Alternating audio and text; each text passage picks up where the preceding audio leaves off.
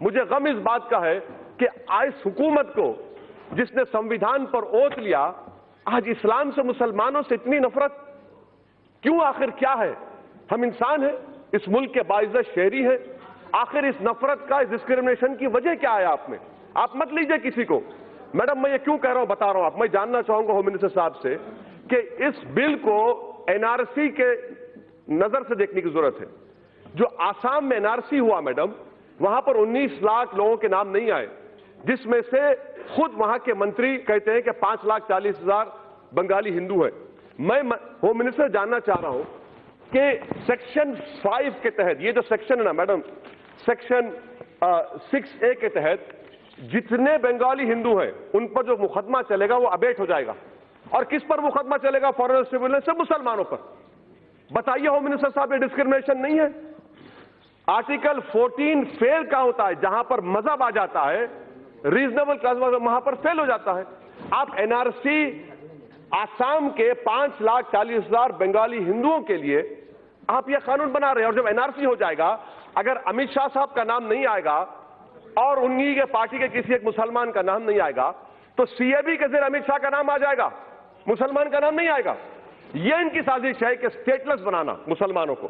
और मैडम, मैं इसकी मजम्मत करता हूं। हमारा हाल आप यह करके रख दिए है कि तूफान में, किश्ती में तासुबियत की, फिरका परस्ती के एक तूफान में बगैर मल्लाह के हमको किश्ती में डालकर छोड़कर साहिल पर बैठकर सब तमाशा देख रहे हैं। मगर याद रखो, ये तमाशा देखने वालों, ये कश्ती साहिल को पहुंचेगी और इंशाअल्लाह ताला हम कश्ती जलाकर जमहूरी अंदाज में अपने हक को हासिल करेंगे। ये ऐवान को समझने की जरूरत है। तीसरी बात मैडम जो मैं आपके सामने रखना चाहूंगा कि PoK, sir PoK, home minister साहब अब यह क्यों भूल जाते हैं कि 1/3 एरिया हिंदुस्तान का चीन में है? आप डर रहे हैं क्योंकि कल अगर दलाई लामा मर जाएंगे, नया दलाई लामा आएगा, तो आप उसके लिए रोक रहे हैं। क्या तिब्बत के लोगों में मुसलमान नहीं है? क्यों नहीं देते आप दलाई लामा? आप इंतजार कर रहे हैं। मैडम, यही तो हम पूछ रहे हैं, चीन के बारे में क्यों नहीं रखते आप? क्यों डर रहे चीन से आप? 1/3 एरिया चीन, भारत का चीन में है। और खुद होम मिनिस्टर ने कहा था एक्साइज चीन पर नहीं छोड़ेंगे, आज आप छोड़ दिए। इतना क्यों डरते चीन से आप?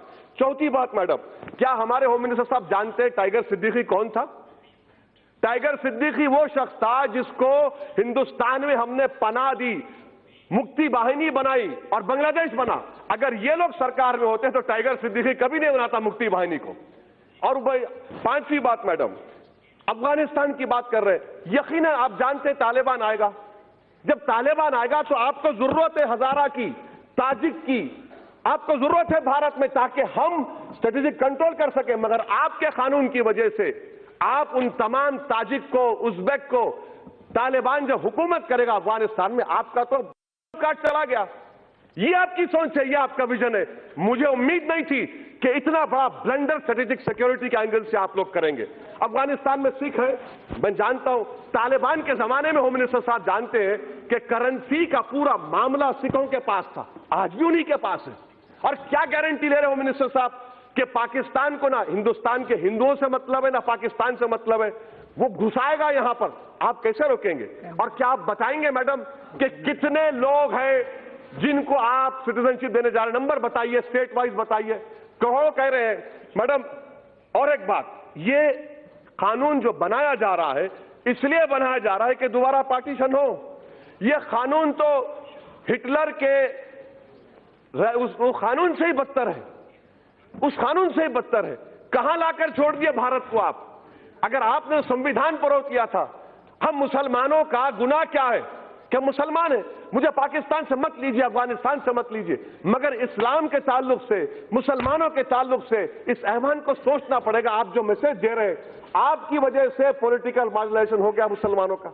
आप तो उनको दबा रहे हैं, उनके सीने पर पैर रखकर आप कह रहे हैं कि अब तो इस मुल्क का बाइज्जत शहरी नहीं बल्कि तो स्टेटलेस बनाया जाएगा। इसीलिए मैं कह रहा हूं मैडम कि ये एक पार्टीशन होने जा रहा है। मैडम, मैं आपको कहना चाह रहा हूं, अंग्रेजी में कहावत है कि those who do not learn from history are condemned to be repeated।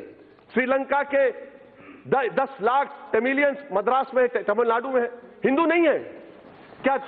खत्म करो। नेपाल में मधेसी नहीं, हिंदू नहीं है, बताइए। अच्छा मैडम, ये होम मिनिस्टर साहब बता दीजिए कि म्यांमार में चिन, काचिन, अरहकान, अरे चंद साल तक ऑल इंडिया रेडियो पर काचिन का रेडियो सर्विस चलता था। ये चिन लोग क्रिश्चियन है, म्यांमार के आप इंतजार कर रहे हैं, क्या इंतजार कर रहे हैं? कौन सा स्ट्रेटेजी आपकी? हर एतबार से फेलियर साबित होगा मैडम। इसीलिए मैं इस बिल की मुखालिफत करता हूं। यह हिंदुस्तान के संविधान के खिलाफ है और यह उन लोगों की तौहीन है जिन्होंने इस मुल्क को आजाद करवाया था। सन 57 की जंग आजादी हो या 1910 में महात्मा गांधी कैसे महात्मा बने मालूम मैडम? उन्होंने साउथ अफ्रीका के नेशनल रजिस्टर कार्ड को फाड़ दिया था, जला दिया था। इसीलिए जब महात्मा ने फाड़ा, मैं इस बिल को फाड़ता हूं। यह हिंदुस्तान को तोड़ने की कोशिश कर रहा है।